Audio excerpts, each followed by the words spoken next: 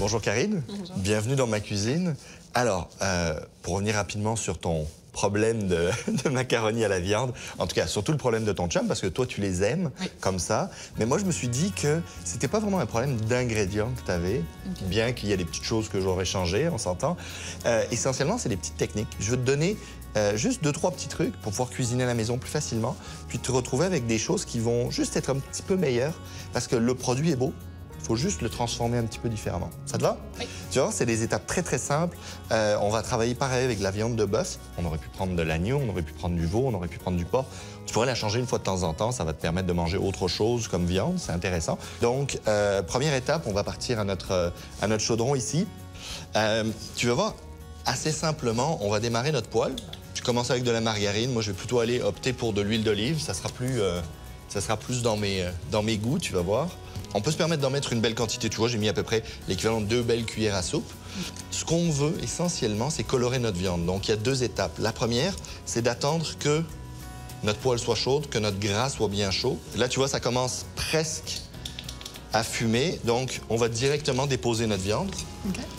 OK. Et là, si tu veux juste m'étaler ça, tu t'étales juste une fine couche, d'accord?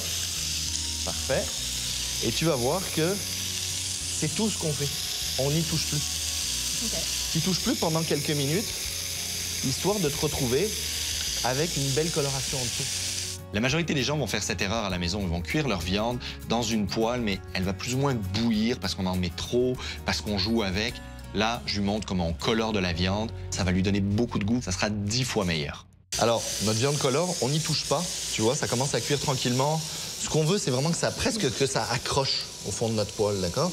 Parce que si ça accroche, ça va nous donner un peu de saveur, puis on va venir déglacer, après on va venir décrocher tous les sucres qu'il y a au fond de la poêle. C'est ça qui est intéressant. Bon, on a un petit oignon à préparer. Alors, très simplement, tu vois, tu vas te choisir un couteau. Moi, je te conseille celui-là, d'accord? Qui sera le format le plus standard, c'est le couteau de chef. Première étape, tu vas pincer ta lame, d'accord? Puis tu rabats les 3 derniers doigts sur le manche. OK? Ouais. Tu peux descendre un tout petit peu. Voilà. Alors, l'oignon, ça se coupe au milieu de la racine, d'accord? On vient simplement le trancher au milieu. Je te donne une moitié. Et là, tu vas faire comme moi, d'accord? Alors, très simplement, tu vois la racine ici? Ça tient toutes les strates de mon oignon. Donc, je ne veux pas y toucher. Je ne veux surtout pas l'abîmer. Donc, tout ce que je vais venir faire, c'est faire des entailles. Jonathan m'a montré comment tenir mon couteau, les étapes à suivre pour bien couper l'oignon. Je vais la pratiquer. Je vais m'en tenir à sa façon. On a chacun une gousse d'ail. Très simple, tu vas garder le même couteau, d'accord? Tu rapproches sur le bord, tu poses ta lame et t'écrases. 50% de la job est faite. À ton tour. Et si tu veux quelque chose d'un petit peu plus fin, ben on va repasser à travers rapidement parce qu'on n'a pas besoin que ça soit très, très fin. Comme ça? Ouais, c'était pas mal. Mais il y a un détail que tu n'as pas remarqué. Moi, j'ai mis le manche à l'extérieur. Oui, hein? Comme ça. Parce qu'ici, on n'écrase pas grand-chose. Alors que là, on écrase bien. OK? Donc, notre ail est fait, notre oignon. On passe à la cuisson, ça te va? Alors, tu vois, j'ai une belle coloration, OK, au niveau de ma viande. C'est vraiment ça que je veux, d'accord? Je veux vraiment, un peu comme un steak, je veux vraiment avoir une croûte. Je veux avoir c'est ce qui va donner de la saveur, d'accord? Sinon, du bœuf haché à moitié bouilli, c'est pas fantastique. Alors là, on écrase les morceaux qui nous restent. Et tu vois, ça m'a pas pris longtemps, mais je n'y ai pas touché. OK? Jonathan m'a montré qu'on devait faire colorer la viande pour que ça ait plus de goût, moins la brasser, pour pas que ça boue.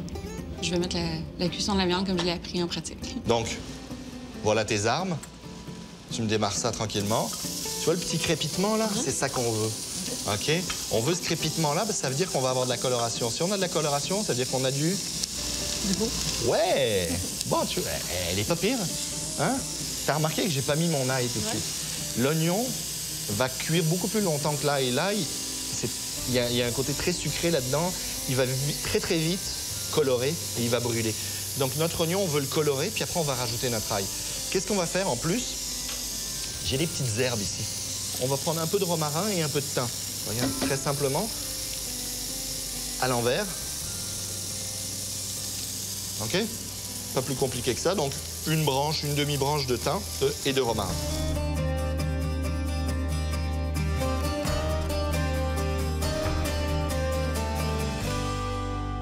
Je vais rajouter mon ail, puis on va mettre un peu de pâte de tomate. Le secret de la pâte de tomate, c'est qu'il faut la cuire. Ça permet de retirer un peu d'acidité aussi. Pour notre eau, j'ai vu que tu avais salé, c'est une bonne chose. Il y a plein de gens qui oublient de saler leur eau. Toi, tu avais mis l'équivalent d'une pincée de sel. On s'entend que ça ne changera pas grand-chose dans ton eau. On peut se permettre de mettre 3, 4, 5 bonnes pincées. Ce qu'on veut quand même, c'est donner du goût à nos pâtes, d'accord? Ça salera pas trop, t'inquiète pas, OK? Puis là, notre eau bout, j'ai pris des pâtes un petit peu différentes, mais on va mettre à peu près la moitié. On peut venir juste brasser au début, ça vaut la peine pour pas que ça accroche au fond. C'est la seule étape. Après, elle se débrouille toute seule, puis elle roule tranquillement.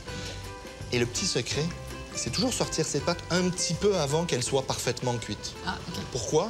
Parce que je vais les finir dans ma sauce. Mais si tu es cuit tes pâtes parfaitement, puis que tu les cuis encore dans la sauce, elles vont devenir molles. Alors que là, on va les finir. Il restera peut-être 1 minute, 1 minute et demie de cuisson, mais on va les mettre dans notre sauce, puis on sera bon. D'accord? Je te montre ça au retour de la pause? D'accord. Parfait. On va utiliser de la mozzarella maintenant au lieu du cheese whiz. Mon chum va être content. Ce que j'ai trouvé intéressant, c'est d'apprendre comment les outils fonctionnent vraiment, comment tenir un couteau, comment faire la cuisson de la viande. J'adorais ça. Alors, je pense que nos pâtes sont pas mal prêtes. Tu vois, juste à la couleur, on voit qu'elles ont quand même assez cuit. Puis maintenant, on va les finir dans la sauce. Donc, 1-2 minutes, c'est pas bien grave. Là, on va s'ajuster. D'accord? Alors, on coupe le feu. Puis, on va s'égoutter les pâtes, tout simplement comme ça. Regarde, ça se fait tout seul. C'est pas beau, ça? C'est merveilleux. Hein? Voilà, comme ça, on peut les laisser le temps de terminer nos petites affaires. Bon, maintenant, c'est le moment où je te chicane. Oh. Regarde, j'ai préparé un petit truc d'avance, j'ai triché. Je voulais te montrer la différence. OK?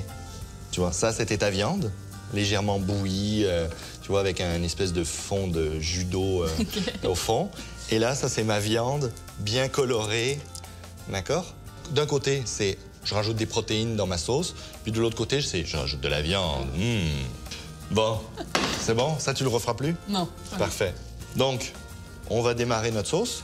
Très simplement ici, je vais rajouter ma viande. Juste de sentir la viande bien colorée comme ça, déjà là, ça a du goût. Et regarde, tout ce qui a accroché au fond, là, ça aussi, il ne faut pas l'oublier parce que c'est ce qu'il y a de meilleur. OK. Donc, tu me brasses ça un petit peu. Tomates, j'ai voulu garder le même genre de tomates que tu avais utilisé. Donc, ça peut être des pots de tomates, ça peut être des cannes de tomates, ça peut être de la tomate maison qu'on a mis en conserve. OK. Donc, on vient rajouter notre tomate. Vas-y, brasse ça. Et là, moi, j'ai pas beaucoup de jus. Toi, tu as utilisé de la canne. Moi, ce que je vais faire, c'est que je vais aller mettre un petit peu d'eau dans ma poêle. Ça va me récupérer tout ce qui reste ici. Puis ça va être parfait. OK?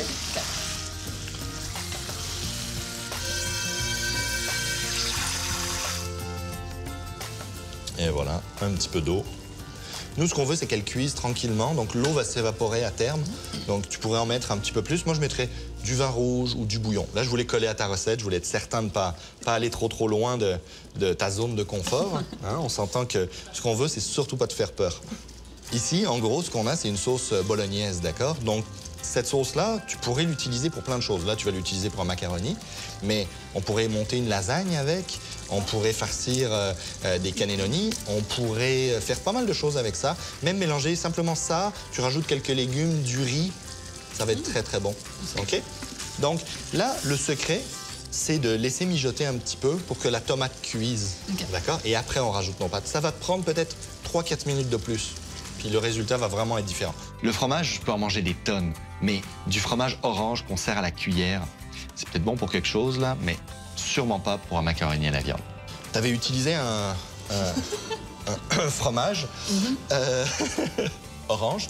Là, moi, je te propose... Alors, c'est un petit peu plus cher, mais c'est quand même intéressant. On pourrait mettre dans ta sauce, tu pourrais mettre un cheddar, tu pourrais mettre une mozzarella. Ça va fonctionner pareil. Là, c'est une mozzarella di buffa, d'accord? Donc, c'est la vraie mozzarella italienne. D'habitude, on la tranche, on la sert avec des tomates, un peu d'ail, un vinaigre de vin dessus. C'est vraiment super. Donc là, très, très simplement, prends la tienne. Tout ce qu'on vient faire, c'est la couper, d'accord? C'est presque aussi simple que de tremper une cuillère dans un pot. On vient la couper en cubes pour que ça puisse fondre dans notre sauce. Parce que moi, tu m'as dit, j'aime bien cette recette-là avec le cheese whiz parce que ça rend le côté un peu crémeux, un petit peu élastique, etc. Ben, la mozzarella, ça va faire la même chose. La qualité du fromage est très, très différente. On va utiliser de la mozzarella maintenant au lieu du cheese whiz. Mon chum va être content. Et là, juste parce que de temps en temps, ça vaut la peine de changer un petit peu, mettre une petite twist, je vais peut-être mettre l'équivalent d'une demi-cuillère à café de harissa, d'accord? Alors, tu vois, le fromage commence à fondre tranquillement. Notre sauce, elle devient presque un peu rosée, un peu comme avec ton rajout à toi. Et c'est comme si j'avais peur de prononcer le nom. Le fromage dont on ne prononce pas le nom. Bon, on va prendre nos pâtes, puis on va venir directement les mettre dans notre sauce. Et on va finir notre cuisson de pâtes comme ça. Quand on sert des pâtes avec une sauce, souvent, on arrête la cuisson un petit peu avant, puis on termine la cuisson dans la sauce. C'est le secret des grands chefs. Ça permet que la pâte pompe un peu de saveur. Et à ce moment-là, chaque fois que vous mangez une bouchée, ça explose en bouche. Dernière étape, on rajoute quelques herbes fraîches. On prend nos feuilles de basilic, on va venir les déchirer, d'accord, directement au-dessus de notre sauce. Et ça va nous donner des petits morceaux de basilic, comme ça va être super. Juste une herbe ou deux fraîches dans ta préparation, puis ça change tout. Le fait d'avoir appris à cuisiner un repas, c'est toujours intéressant. Cette recette va devenir mon macaroni. Alors, on va laisser cuire ça 2 petites minutes. Après la pause, on déguste. Je t'ai dit d'arrêter de brasser? Non. Tu prends tes aises, hein? Bye bye, le cheese whiz. Ça s'est super bien passé. Jonathan m'a appris à reniper ma recette. Il m'a appris à cuisiner de la bonne façon. J'ai vraiment trippé. Bon, notre macaroni à la viande est prêt. Reste juste à y goûter. Voilà. On va se mettre quelques pâtes encore. Voilà. Le petit côté piquant, je vais venir nettoyer le bord de l'assiette pour être certain qu'on n'ait pas quelque chose qui soit pas très beau. Voilà. Et là, tout ce qu'il nous reste à faire, très simplement, c'est venir râper un peu de parmesan, d'accord? Tu vois, moi, je capote sur le parmesan. J'adore ça. Je peux en manger des kilos, là. Ça se voit. Parmigiano Reggiano, d'accord? Du vrai parmesan, là, pas de la poudre ou quoi que ce soit. Je te laisse juste en mettre un petit peu tout autour sur les pâtes. Puis moi, je vais juste aller chercher 3-4 petites feuilles.